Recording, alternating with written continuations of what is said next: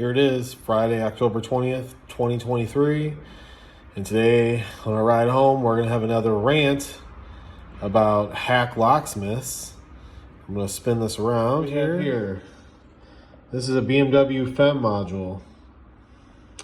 And two other locksmiths have been here before me, and now she don't communicate.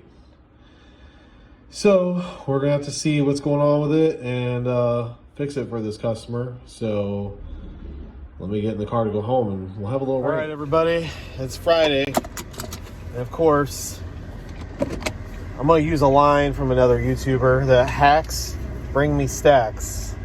And unfortunately, that's the truth.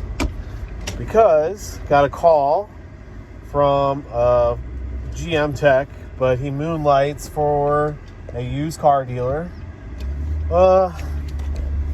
I would probably do this used car dealer's keys, but they're about 45 minutes to an hour away almost. And it's just not the part of time I go to, so I'm not the guy they call, which I'm okay with it.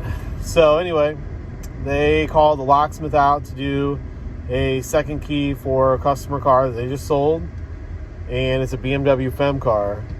And of course, that guy messes with it for a while, says that he's gonna have to come back and bring another tool and that he'll be back. Guy never shows back up, won't answer his phone.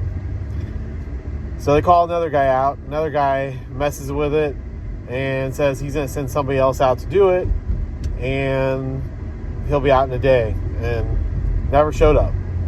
Another guy won't answer his phone. So two people mess with it. Can't get anybody else to come out and do it. Nobody really wants to mess with these BMWs. Here locally, there's a couple locksmiths that are capable of this where I'm at locally. And I don't know if they didn't call them or not or what have you. But anyway, their regular mechanic, who's a friend of mine, has gotten into a little bit of key programming. Good mechanic, but doesn't know how to think outside the box from what he's told at the dealership. So he is a great diagnostic guy, but trying to explain to him how to do key programming is almost like witchcraft. So anyway, he gets his hands in it, and he has an Altel, and he was going to try to do it, and he has no communication. Car's dead, no communication with the FEM. So anyway, he took it apart. The chip looks intact, but it looks like they failed, or whoever was doing it. I'm not sure. I'm still waiting before I get too deep into it. I want to find out the name of the locksmith, if we can get that, who touched it, so maybe I can call them, maybe they'll answer.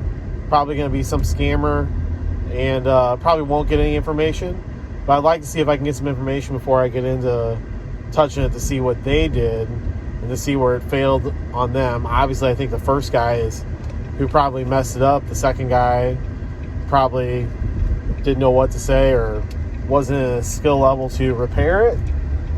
So I just want to see what was done first. So we're letting it sit for the weekend until he can give me more information or some numbers, and then we're going to attack it. But according to him, it is dead. He has bench cables for it as well, and he said that it is dead on the bench as well. I hooked it up, and that was as far as I got. I haven't gotten any farther than that. I figure that's going to be a Monday project. But again, this comes down to be careful who you let touch your car. Like, here's a guy that, decent car lot, does a, decent job selling decent cars, and goes to get a second key made, and he lets somebody touch an expensive car, but now he's got a paperweight that I'm gonna have to charge, a good amount of money to put my time into it to fix it, to do it properly. So be careful who you hire. But one of my favorite YouTubers has the saying, hacks bring me stacks. And that's exactly the truth. Hacks are going to bring me stacks.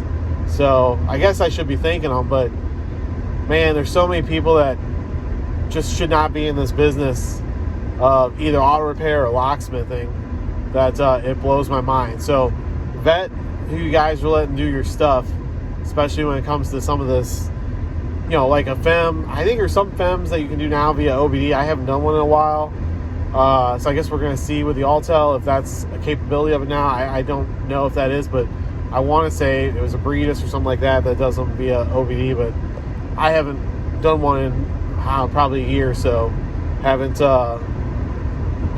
been the case for me. But anyway, we're gonna document this and go through this process. We're gonna pick up again with it on Monday and see where it takes us, getting this FEM restored, and then put it back in the car with new keys and get this customer going.